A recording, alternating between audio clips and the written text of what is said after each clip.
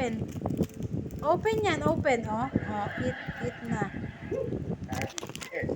Eat that one. Hindi ka galit? Talaga? Kasi Eat. ganyan din yung nangyari dito. Kaya kasama na rin lahat ng tao dito sa bahay. Ayan po. Mama's duty sa baby.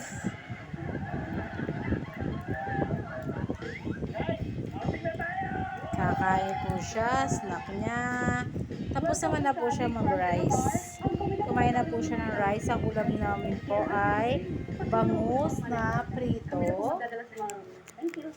Okay. Sige. Salamat. Na boneless po. Okay na. Kaya nasarapan siya sa pagkain. Ayaw na naman niya sanang tumigil. Thank you. Kaya ayan po. Ay, ngayon tuwag-tuwa naman siya. Oh. Tuwang-tuwa yung baby ko eh. Happy birthday? Sino may birthday?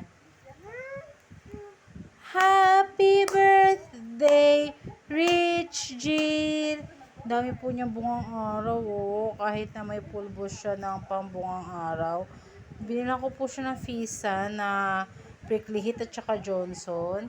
Effective naman po kasi yun. Nabalik po dahil siguro summer pa, kaya nabalik ang kanyang bungang araw. Yan po ang baby ko. Oh, wawa naman. Buti na lang po, hindi naman siya kinakati-kati sa ulo. Kaya okay lang po. Kahit na may buong araw siya, hindi naman po yung naging hadlang sa kanyang noo.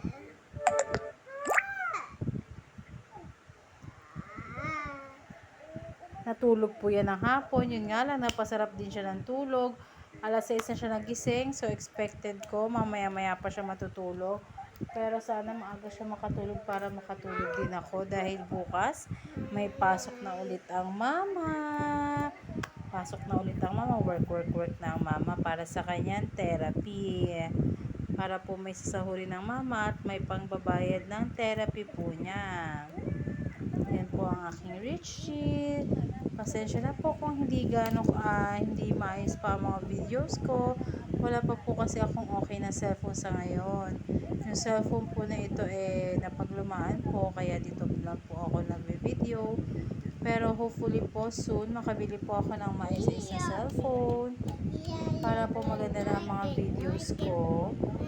Maraming salamat po sa inyong suporta. Thank you po ulit. Bye bye.